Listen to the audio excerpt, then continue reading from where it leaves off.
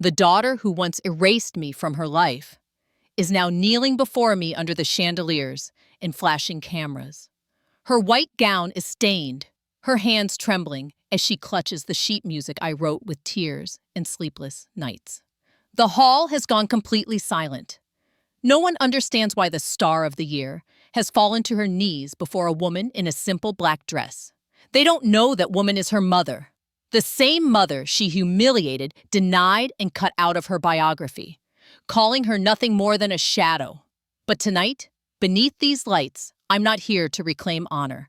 I'm here to teach my child two forgotten words: gratitude and grace.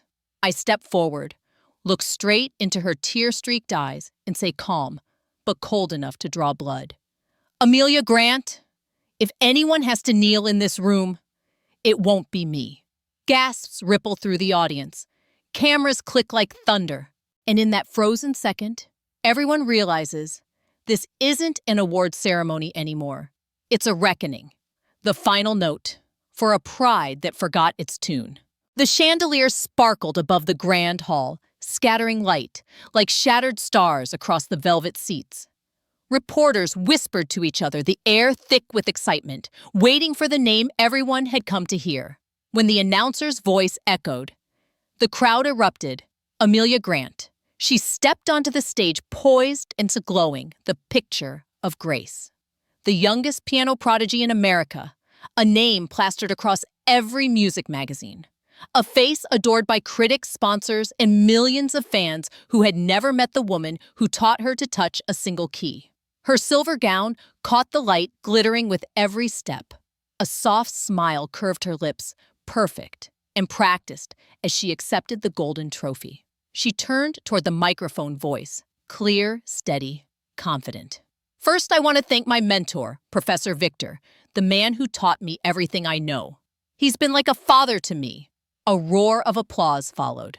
Cameras flashed, catching every glint of the award, every sparkle of her earrings, every inch of the rising star the world adored. And in that endless sea of clapping hands and cheering voices, not once did she mention her mother. Not once did she speak my name. I sat in the shadows of the last row, my hands folded over a worn leather purse. My dress, plain and dark, blended into the velvet seats. The words rolled across the hall like waves crashing against me. A father, she said. A mentor, but no mother. My hands trembled slightly, pressing tighter against the purse. It wasn't jealousy, nor anger. It was something colder, quieter, like the hollow sound of an old piano key struck but long out of tune. When the ceremony ended, the hall buzzed with laughter and chatter. People hurried forward to shake her hand, to take photos, to bask in her glow. I stayed seated, my eyes never leaving her face. For a fleeting second, she turned, our gazes brushed like two strangers passing on a busy street. No recognition, no warmth, just distance. Then she turned away. As I stood to leave, a young reporter stopped me near the aisle, voice, polite, recorder already raised. "Excuse me, ma'am, are you a fan of Amelia Grant? You seem emotional." I looked at him, forcing a faint smile. "No, I'm not her fan. I'm the woman who taught her the first note she ever played." His brow furrowed, unsure whether he'd misheard. But I didn't repeat myself. I simply turned and walked away, my heels quiet against the marble floor. Outside, the city glowed under the drizzle of a soft rain. Cars passed by in blurs of gold and red horns, fading beneath the hum of night. I paused beneath the awning, feeling the cool drops kiss my skin. The air smelled of wet concrete, impossibility, and endings. I took a slow breath and stepped into the rain. Across the street, under the flicker of a neon sign, a young man sat at a battered, upright piano. His fingers danced across chipped keys, playing a simple melody, uneven, heartfelt, raw. The notes stumbled, but they were real. I stood there, listening. The rain pooled around my shoes, soaking the hem of my dress, but I didn't move. That unpolished tune reached deeper than all the flawless performances I'd heard tonight. It reminded me of another time, another piano, another girl, small and bright-eyed, whose hands once trembled as they learned their first chord. I whispered to myself years ago, I taught her to play with these calloused hands. I gave her music, not fame.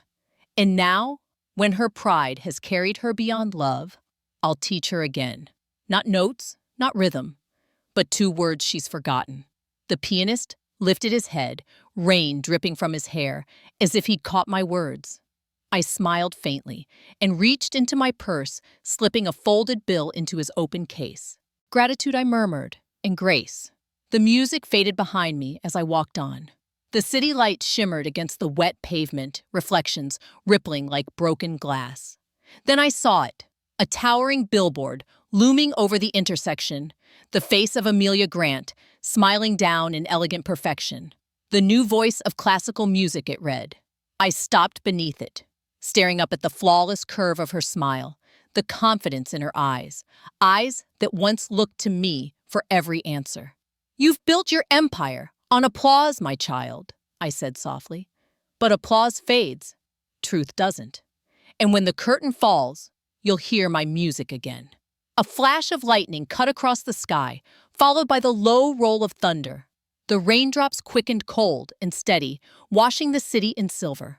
I turned away from the billboard, my reflection scattering across the puddles at my feet. Step by step, I walked into the night, no longer the shadow she'd once left behind, but a storm quietly gathering its strength.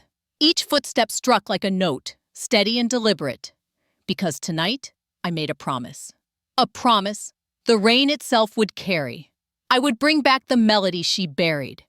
And when I did, the world would finally know where the music truly began. The rain carried me back. Every drop that fell against my skin felt like the echo of a note I once played long before applause and golden trophies, back when music was a language only a mother and daughter shared. We didn't always live in silence and distance. Once there was laughter, the kind that rose from old floorboards and thin walls from a one-room apartment, where the sound of a piano filled every corner. I was a pianist then, not a famous one, just another woman in a smoky bar playing love songs for people who had forgotten how to love.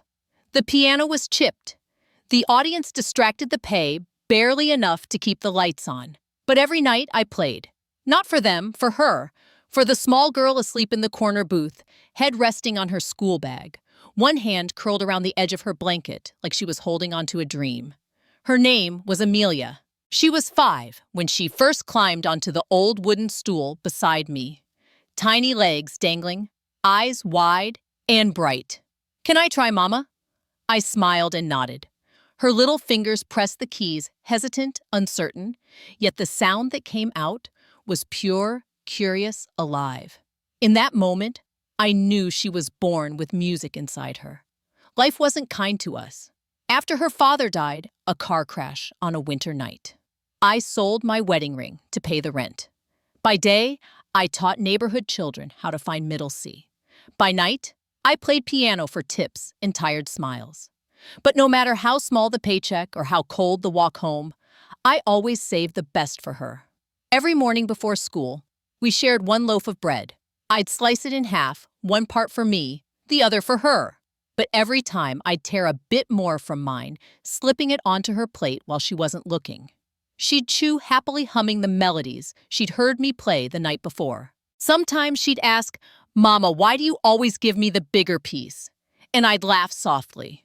Because someday, you'll give the world something bigger in return. The years passed, and so did the seasons. Amelia's gift bloomed delicate, yet undeniable.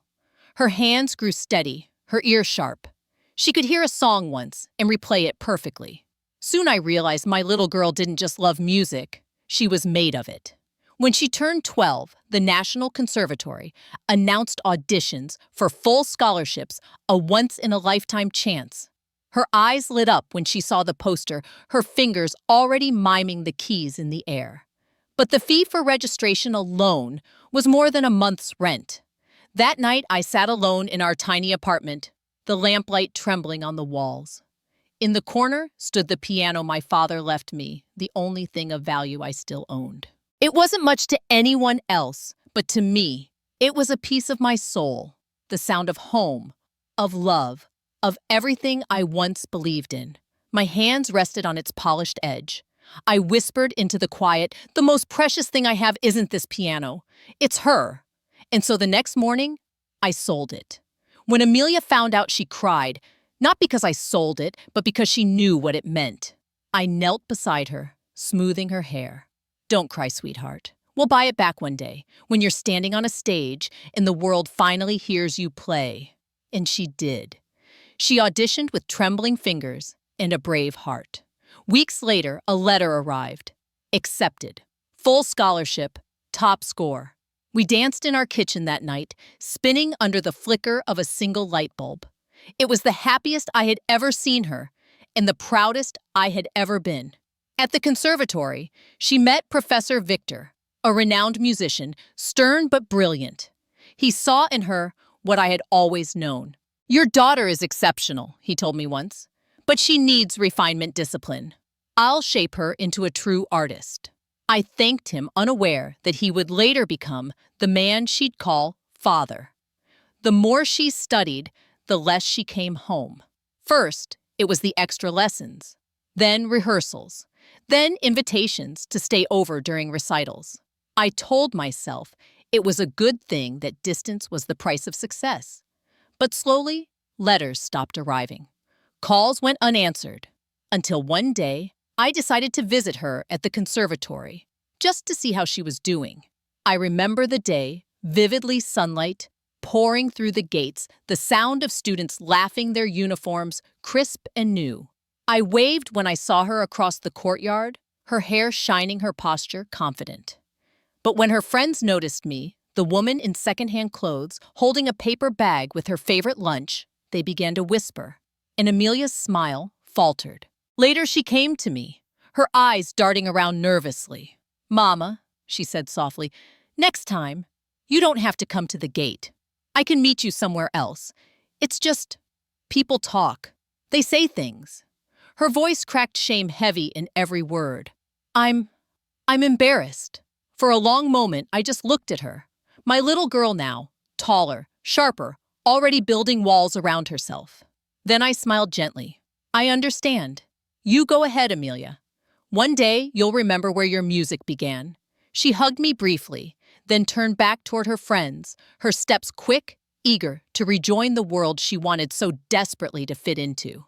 I stood at the gate, paper bag still warm in my hands, the sound of her laughter drifting farther and farther away.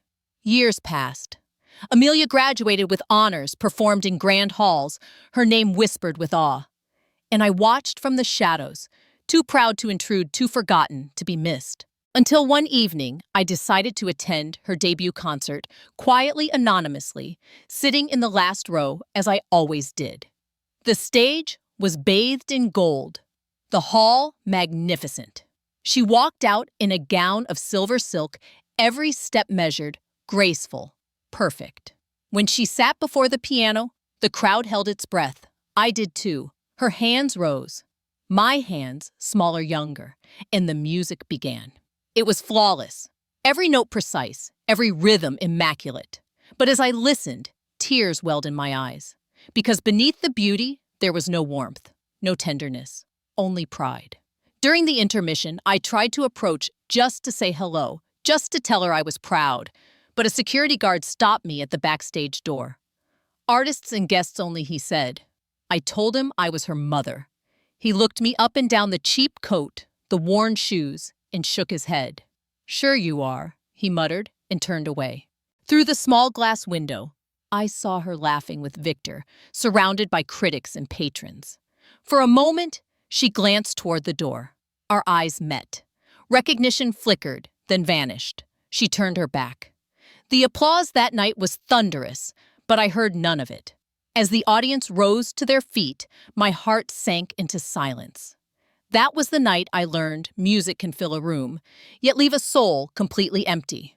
That was the night I realized my daughter's hands could still play, but her heart had gone silent. After that night, I stopped waiting by doors that would never open again. There's a certain silence that comes after heartbreak. Not the kind that screams or shatters, but the kind that teaches. And in that silence, I began again. The bar where I once played closed down, replaced by a cafe with polished glass and imported coffee beans. The city had moved on, so did I. I took the little money I had saved, sold the few trinkets left from better days, and rented a small room above an old bookstore on the east side. It smelled of dust and dreams, and that was enough. There, in that narrow space, with cracked walls and a single flickering bulb, I placed a secondhand piano, its keys uneven, its paint peeling, but its soul intact. And on the front door, I painted two words, simple but full of meaning: harmony. The first children who came were curious, not students, just wanderers. Street kids with scraped knees and restless eyes, drawn by the sound of something gentle in a world that had never been kind to them. I told them, if you can count to 8, you can make music. They laughed shy at first, until the room filled with clumsy scales and off-key laughter. When word spread, the critics came too. Teaching piano to the poor one man scoffed. Music is for the refined, not the ragged. I smiled, hands resting on the keys. Music, I said softly, doesn't need wealth. It needs truth. We didn't have uniforms or crystal chandeliers, just second-hand instruments, broken stools, and children who carried too much sadness in eyes too young. But in their hands, the music came alive again. Raw, honest, free. The kind of sound that doesn't fill concert halls, but fills hearts. Months passed. The children learned discipline, not just how to press keys, but how to listen, breathe, and believe. I taught them the way I once taught her, slowly, patiently, with more love than words. And soon, melodies began to bloom where silence once lived. One by one, those little hands grew stronger. They began entering small competitions, local then regional. The world started to notice. A girl with burn scars on her wrist won a youth composition award. A boy who used to sell flowers at intersections played Chopin at a city recital.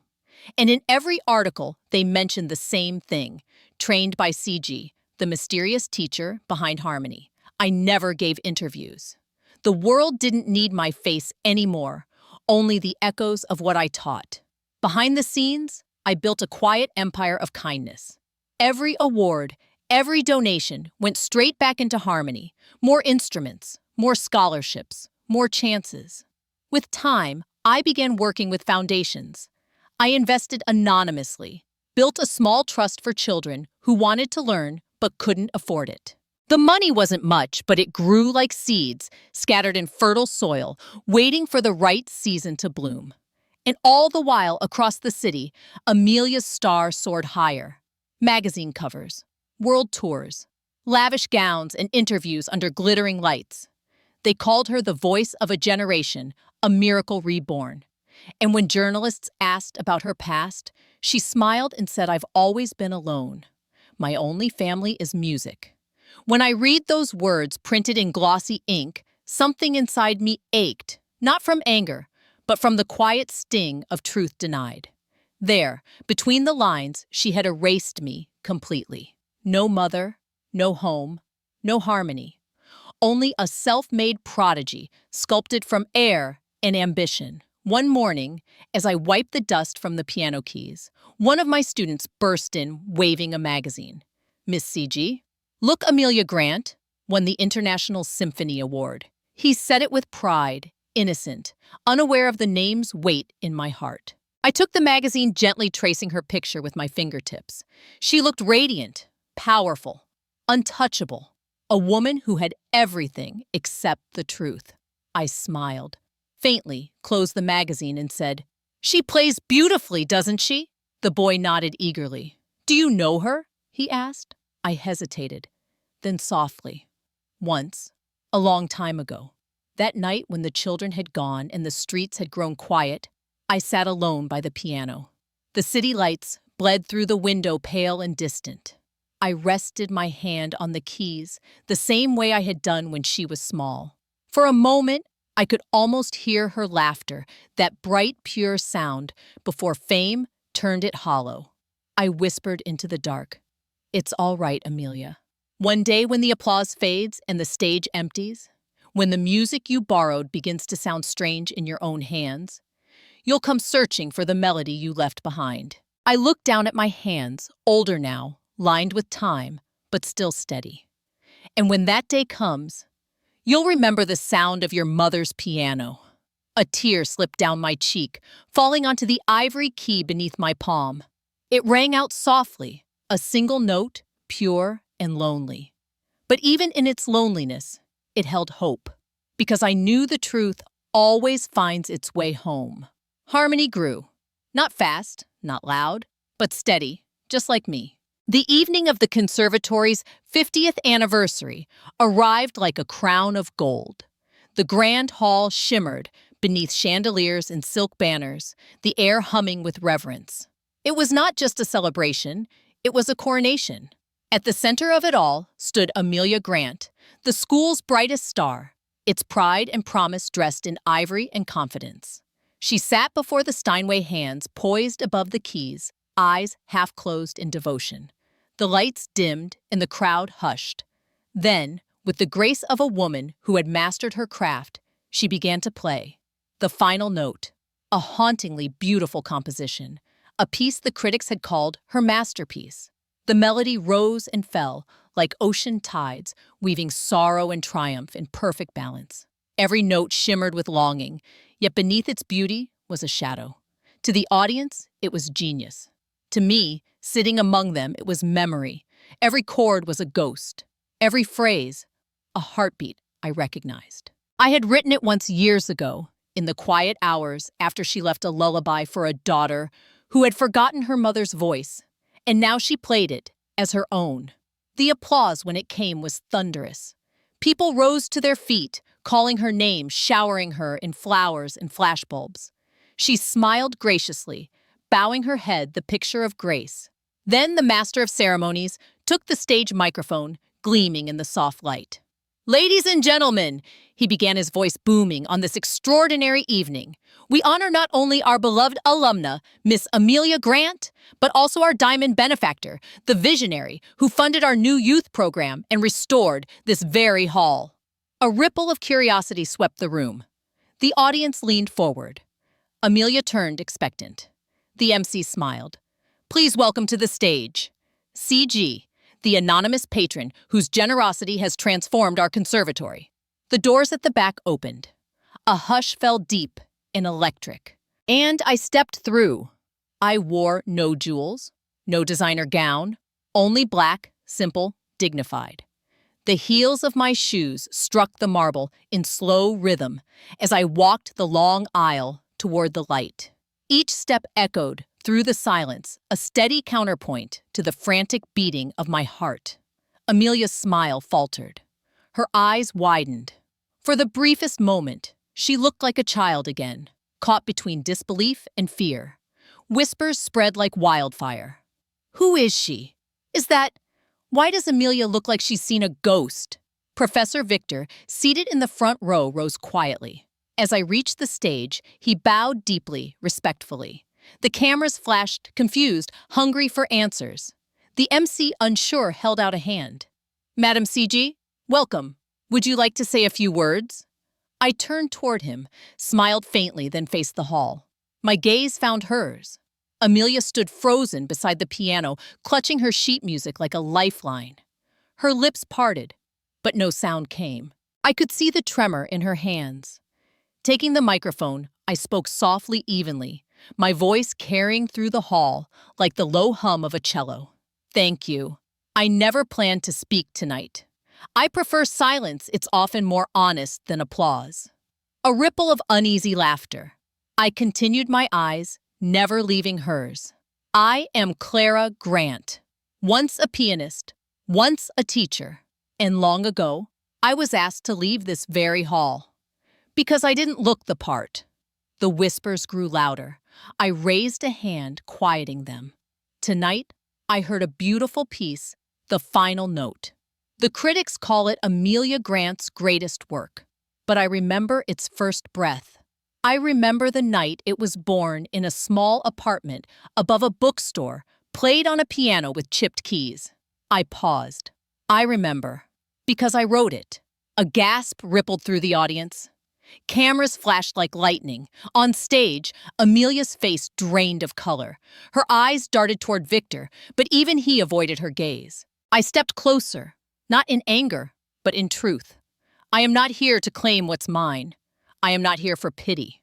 I have everything I need in harmony, in my students, in the music that still breathes through me. My voice softened, but my words struck firm. I only want my daughter to remember no one climbs high by stepping on the hands that lifted them. The hall fell silent. You could hear the faint hum of the lights, the shuffle of guilt moving through the crowd. Amelia finally found her voice, small shaking. Mother, I didn't know you would be here. Her words cracked like fragile glass. I smiled faintly. No, my dear, you didn't. You never looked back long enough to see where you came from. Victor rose, stepped forward, and bowed again. Mrs. Grant, he said quietly, your work with harmony. It's remarkable. Your students, they speak of you with reverence. It is an honor to finally meet you. The audience stirred. A shift, almost imperceptible, but real. Eyes that once saw me as a shadow now looked upon me with recognition, with respect. I turned back to her, the daughter who once shut the door in my face. You played beautifully, Amelia. You always did. But beauty without humility is hollow. Music is not meant to glorify one heart while breaking another. Her tears fell silently, dark spots blooming on her gown. The crowd, unsure whether to clap or remain still, held its breath. I placed the microphone down gently, the sound echoing like the closing of a book. Then I turned, bowed to the audience, and stepped away from the stage lights. Behind me, the hall erupted, not in cheers, but in murmurs, questions, shame, awe. I didn't look back. For the first time in years, I didn't need to, because I knew the truth once spoken never fades. And though my daughter had stolen my song tonight, the world had heard its true author. As I walked down the aisle, I felt a calm I hadn't known in decades. Not victory, not vengeance, just peace, the kind that comes when the heart at last plays in tune again. The press conference was supposed to be a celebration, a moment of applause and champagne. But after what happened on stage, the room was thick with tension. Journalists crowded the marble foyer like a rising tide. Microphones thrust forward flashes, bursting like lightning. Every headline screamed the same words. Mystery patron, revealed, CG, is Amelia's mother. Stolen song, shatters music world. I stood behind the podium, the conservatory's golden crest glowing faintly behind me. Professor Victor was on my left, silent but steady. Amelia sat on my right. The glittering gown that had once made her look invincible now felt like a cage. Her fingers trembled in her lap. The same crowd that had cheered her minutes ago now stared with sharp curiosity, hungry for truth, for judgment. The first question broke through the noise like glass. Mrs. Grant, will you sue your daughter for stealing your music? Are you cutting all ties with her? Did she know? Voices clashed. I raised a hand. The hall fell silent. My voice was low, deliberate. No, I won't sue. I won't destroy. But I will teach. One last lesson, not in melody, but in humility. Gasps rippled across the room. I reached into my leather folder and drew out a thick document, its seal still intact. I laid it on the podium with the calm of someone who had already made peace with pain. This, I said, is the revised will and testament of Harmony Foundation, effective immediately. The camera zoomed in. Amelia froze, eyes locked on the document like it might swallow her whole. Amelia Grant will not inherit a single note, not a single brick, until she fulfills 5 conditions. These are not punishments. They are paths. If she completes them, harmony will be hers. If she fails, everything, every piano, every scholarship, every wall built with sacrifice, will go to the poorest student I have ever taught. The whispers swelled, then broke apart like waves. Amelia turned to me, voice barely audible. Mother, what are you doing? I looked straight ahead. What I should have done long ago. Raising you once wasn't enough. Now you must raise yourself. I broke the seal. The sound echoed through the hall like a blade cutting the air. First I began, "You will teach music for free, 1 full year, to children who cannot pay. No cameras, no applause. Only you, a piano, in small hands learning to dream." Amelia swallowed. "You mean in the slums?" "Yes, because music belongs to those who feel, not those who can afford." Second, I continued, "You will organize 3 charity concerts. No sponsors, no brands. Every seat free, every melody for those who've never seen a stage." Amelia's lips parted, her breath shaky. "I've never done that before." I met her gaze, calm but sharp. "Exactly. It's time you learn music isn't measured by profit, but by pulse." Third, I said, "You will write 2 letters of apology.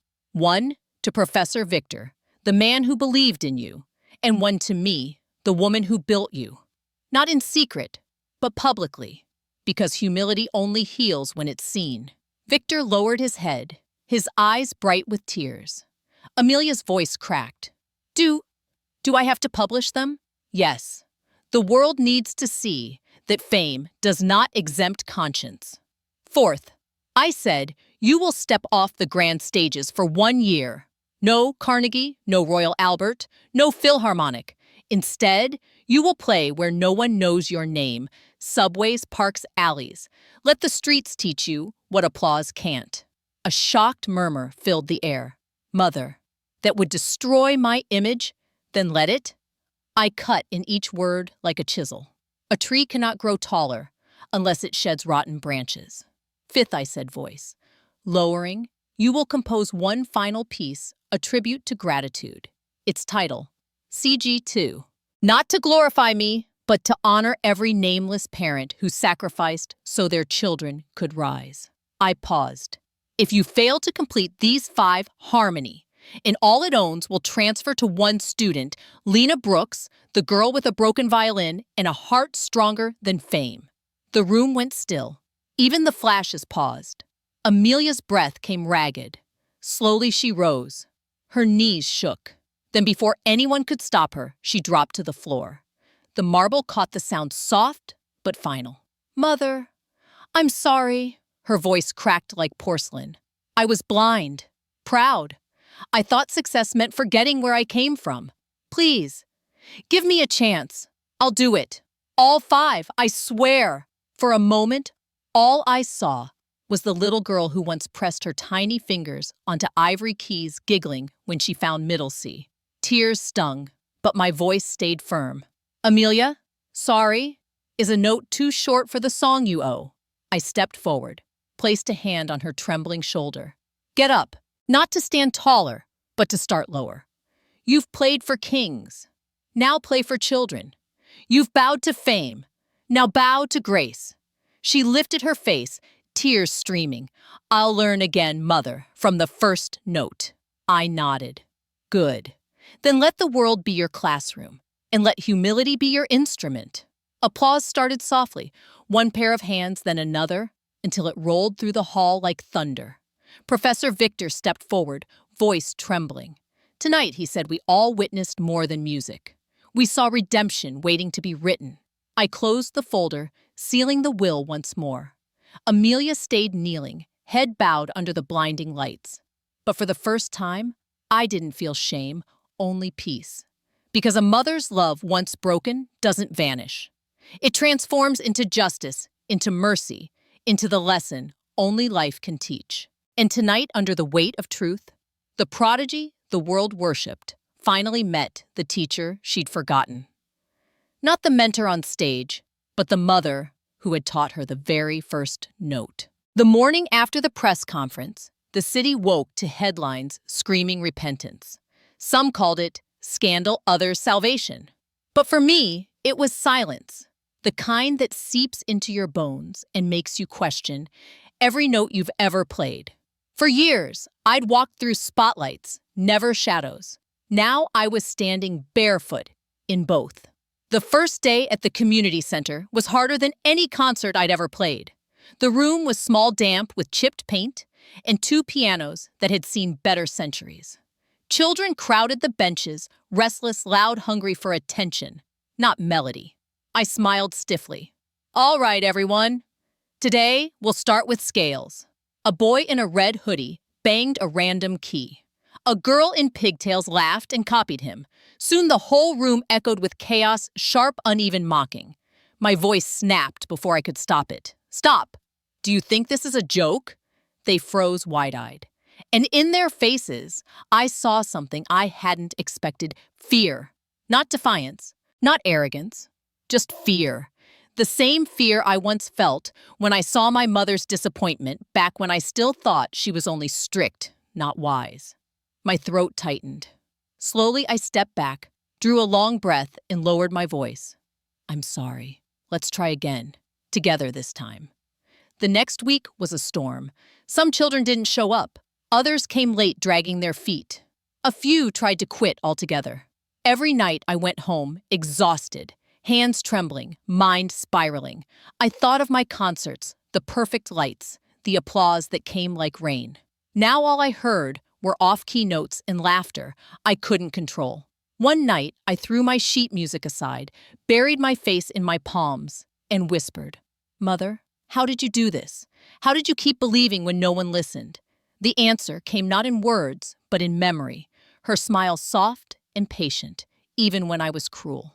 The next day, I tried again, slower, gentler. I stopped correcting every mistake. I started listening to their rhythm, not mine. The boy in the red hoodie grinned when he hit his first clean scale. The girl in pigtails clapped for him. And for the first time, I clapped too. Months passed.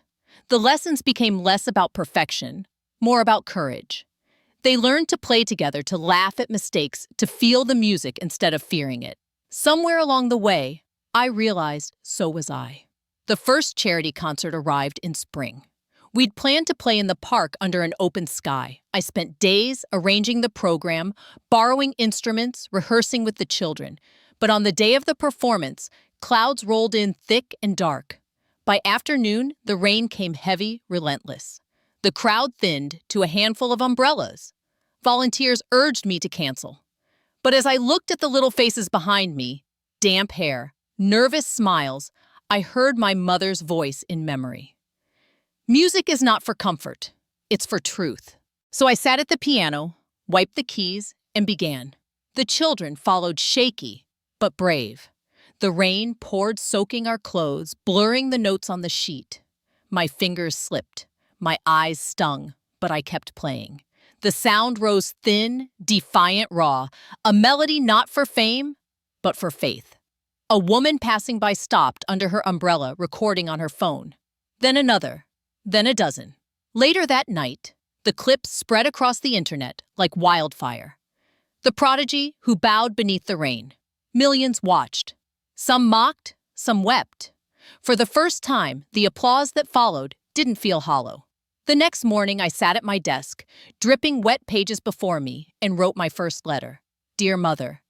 It began, I finally understand what it means to play for someone other than yourself.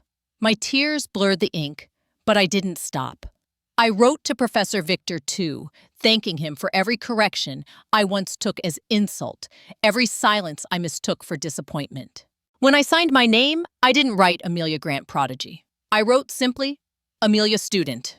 A week later, I left my heels in their box. I put on old sneakers, a plain coat, and walked to the subway station. The air smelled of metal and motion. Street musicians dotted the platforms. Violins, drums, harmonicas.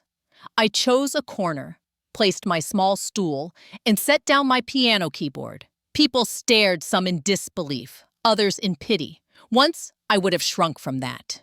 Now I smiled. I began to play simple, quiet pieces, the kind my mother taught me when we still lived in the little apartment with peeling wallpaper and a leaky ceiling. The sound mingled with the hum of the trains, the footsteps, the city's pulse. Coins clinked in my open case.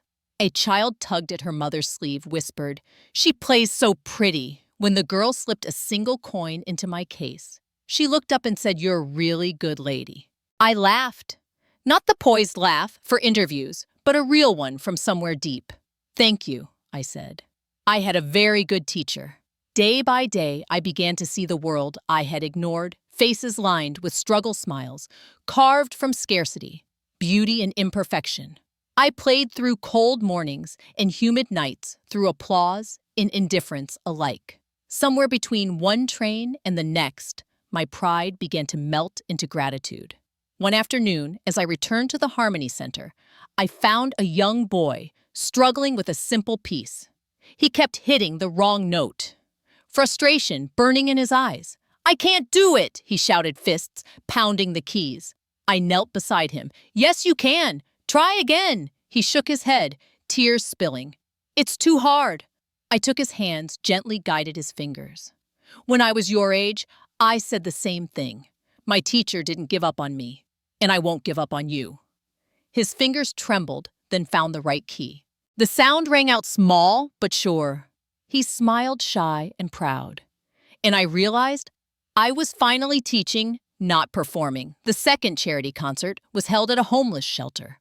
No cameras, no red carpets, just rows of tired faces, hands folded, eyes heavy. I played softly, watching the music ripple through them like warmth. Some closed their eyes, some wept. When I finished, no one clapped. They just sat in silence, and in that silence, I heard something truer than any ovation. The months rolled on. The arrogance that once ruled me now felt like a ghost I could almost forgive.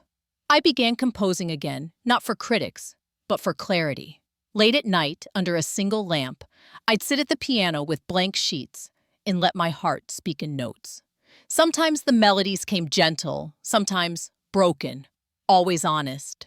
By the time the final condition approached, I was no longer the woman who had knelt under chandeliers and forgotten her roots. I was simply Amelia, a musician, learning how to feel again. That winter, as snow gathered on the window ledge, I sat in my small studio. The room smelled of paper and rain, memories and resolve. My fingers hovered above the keys.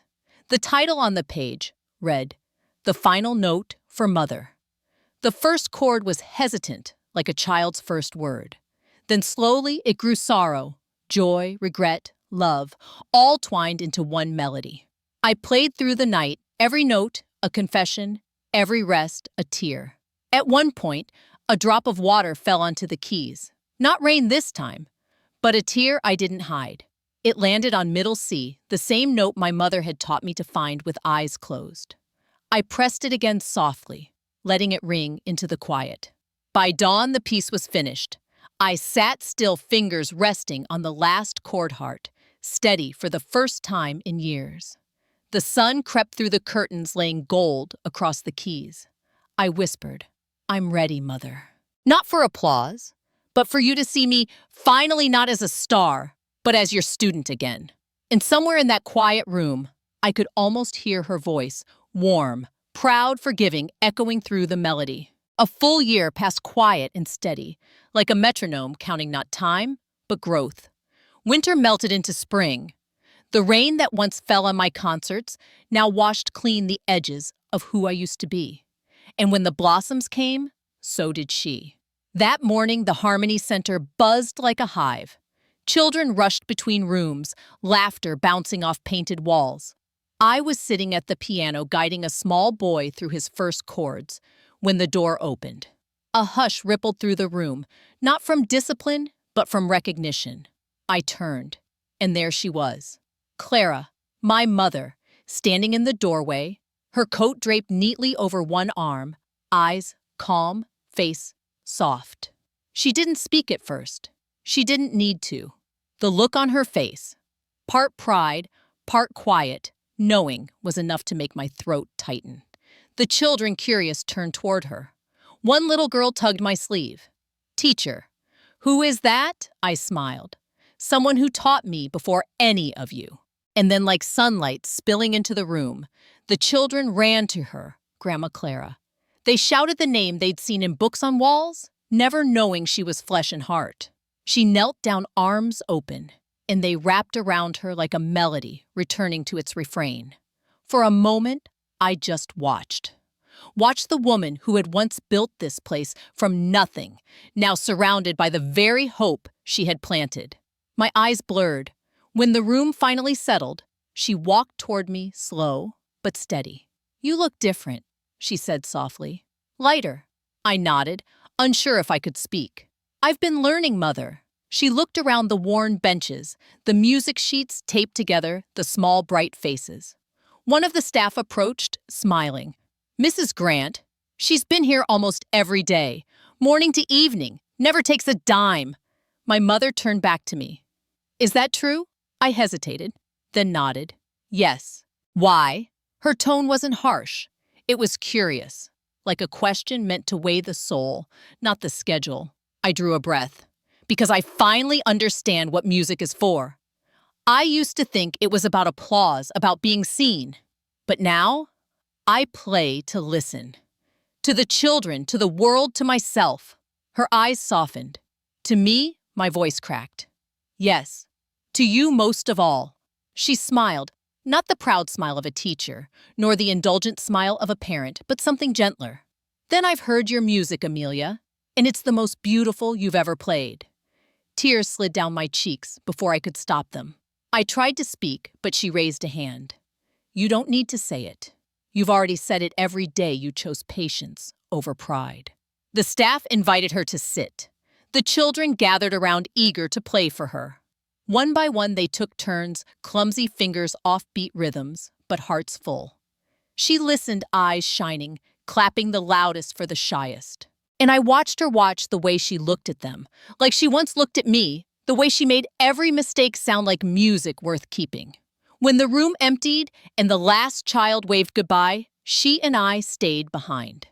The evening light stretched long shadows across the floor. She set her bag on the table and pulled out a folder, familiar worn, bound with a ribbon. My chest tightened. "Is that?" She nodded. "The will." I froze. She placed it between us, her voice calm but firm. "A year ago, I gave you 5 conditions. You've kept them, not perfectly, but sincerely. You've learned to bend, not break. To give, not just perform. That's more than I asked for." I lowered my gaze. "Mother, I don't need harmony. I just want your forgiveness." She reached across the table, placed a hand over mine. "Forgiveness isn't a prize, Amelia. It's a doorway. You've already walked through it." I looked up. Her eyes glistened. Then she opened the folder, took out 2 sets of papers. "I'm dividing harmony into 2 halves. One half will continue as a charitable foundation, scholarships, instruments, classes for the children who remind me of us. The other half goes to you." I shook my head, stunned. "To me, after everything I did," her voice was steady. "Yes, but not as a reward. As a responsibility." She leaned back, folding her hands. "There's one condition left. You must maintain this heart for 2 more years. No shortcuts, no slipping back into fame's mirror. If you do this, half returns to the foundation. Understood?" I nodded, tears streaming silently. She smiled faintly. "Good, because true change isn't proven in a moment, it's lived day after day." For a while, we sat in silence, not awkward, not strained, just full. The air carried the scent of old wood and fresh hope. I stared at the piano beside us, the same one I'd once used to chase applause. Now, it felt like a friend, not a stage. "Mother," I whispered, "do you really forgive me?" She looked at me not as a judge, but as a mirror. Forgiveness isn't forgetting Amelia. It's choosing to listen again, even after the music stops. The words sank deep, soft, and sharp all at once. I wanted to say more, to pour out every apology left unsaid, but she stood and motioned to the piano. "Play me something." I sat, fingers trembling over the keys. For a heartbeat, I hesitated. Then I began the final note. For Mother. The room filled with soft light, each chord carrying the story of the year we'd lived apart and the bridge we'd built back. When I finished, she didn't clap. She just reached out, touched my cheek, and whispered, "You found your sound." I covered her hand with mine, unable to speak. In that silence, I realized redemption isn't thunderous. It's quiet, like a single note played right after years of wrong ones. As the sun slipped low, she gathered her things. At the door, she turned. "Remember, child," she said gently, "forgiveness isn't a gift for the forgiven. It's a test for the forgiver." I swallowed hard. "And did I pass?" She smiled, eyes warm. "We both did." She left then, her figure framed in gold light. I stood by the window long after she was gone, watching the children chase each other outside. Their laughter, mixing with the faint echo of piano keys. My heart felt light, not because I'd regained harmony, but because I'd finally earned it, not through inheritance, but understanding. That night, as I wrote in my journal, I thought of her words. "Tha thu, kum fai fan thung, dala ko hoi de sua banyak hong." Forgiveness isn't a reward. It's a chance to rewrite the broken score. And for the first time, I believed it not as a lesson, but as a life. 2 years later, the city lights seemed softer. Maybe it was the air, or maybe it was me. The Hall of Harmony glowed that evening, not with chandeliers or banners, but with warmth. Rows of seats filled slowly, parents, children, students, and strangers who had once only known our names from headlines. Now they came to listen, not to witness fame, but to feel something real. Backstage, I stood before the mirror, not framed in gold, not surrounded by stylists, just a simple reflection. No gown glittered on my shoulders, only a soft dress, plain as a quiet song. My fingers traced the faint calluses at their tips, proof of years teaching, playing, building something that would outlast me. Behind me, a familiar voice spoke. Still nervous, I turned. She was there. Clara, my mother. Her silver hair glimmered under the backstage light, her eyes steady as always. I smiled. A little, but not the way I used to. She chuckled softly. "Nerves mean you still care." "That's good." Outside, the crowd began to hush. The lights dimmed. The stage awaited. We walked out together, 2 generations, 2 halves of the same melody. The children of harmony filled the stage, clutching their instruments, faces glowing with excitement. I took my seat at the piano. She stood beside me, her hands folded calm as dawn. The host spoke briefly, words about growth, gratitude, and grace. Then silence settled, gentle and full. I looked up. She nodded once, and together we began. The first notes of the final note. For Mother rose into the hall, soft, slow, shimmering, like raindrops across glass. My fingers moved without thought, guided not by ambition, but memory. She joined in her harmony, weaving through mine, delicate, yet firm. Each chord carried a piece of us, the ache of distance, the echo of forgiveness, the quiet joy of finding our way back. Around us, the children played too, their instruments, forming a halo of sound, a bridge between past and promise. Halfway through, I glanced at her. She was smiling, not the polite smile of a teacher, but the deep, knowing smile of a mother whose child had finally come home. As the final chord faded, a hush fell over the hall, a silence so pure, it felt sacred. Then one pair of hands began to clap, then another, and another. Soon the sound swelled, rising like a tide, waves of applause crashing against the stage. But this time, I didn't bow. I just turned to her, and she turned to me. She reached for my hand. I took it. The lights glinted off her eyes as she spoke, voice low, but clear enough to carry through the hall. "Music can lift you to the peak, my daughter, but only gratitude can keep you there." The audience stilled again, letting her words settle like dust on sunlight. I felt tears well, not of sorrow, but peace. I squeezed her hand. "Thank you, Mother, for teaching me twice, once how to play, once how to live." She smiled, brushed a stray hair from my face. "And thank you for finally listening." We stood together and bowed not to the crowd, but to each other. Behind us, the children bowed too, a new generation of dreamers, proof that harmony had become more than a place. It was a promise. As we stepped off the stage, I heard the rain begin outside, soft, steady, gentle. The same rain that once soaked me in humiliation, now felt like blessing. Later, as the hall emptied, we stayed behind. I sat at the piano again, fingers idly tracing the keys. She stood by the window, watching the rain. "Mother," I said quietly, "I think I finally understand.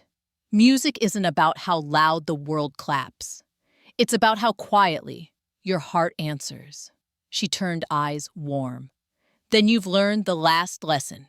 I played one final note, soft as breath, fragile as forgiveness. She hummed along the same lullaby she once used to sing when sleep wouldn't come. Outside, thunder rolled far away, not a storm, just the sky remembering. Inside the room glowed with lamplight and peace. We didn't need words. The silence between us said everything. For the first time, my music wasn't reaching upward. It was circling back home. Fade out. The sound of rain against glass. The echo of piano keys, gentle and free. And the quiet heartbeat of gratitude, steady, eternal. Forgiveness is the hardest song to play. Not because our hands tremble, but because our hearts may not be ready. Some wounds don't bleed. They echo quietly, endlessly. Some children walk away once and leave a silence that lasts a lifetime. But what if one day that very child returned, knees to the ground, eyes filled with tears, whispering, "I'm sorry"? What would you do? Pause the sound of piano notes fading. Would you open your heart or turn your back? Would you choose to lift them up or let them fall under the weight of their own choices? Put yourself in Clara's place, a mother erased from her own child's story, yet still choosing to teach one last lesson. Not with anger, but with love. Silence deepens, voice lowers. If it were you, would you forgive or walk away? Comment, yes, if you believe in second chances. Comment, no, if some betrayals can never be undone. And don't forget to follow Family Revenge Stories for Part 2, the concert of forgiveness, where the betrayer learns to sing again. With tears, not pride.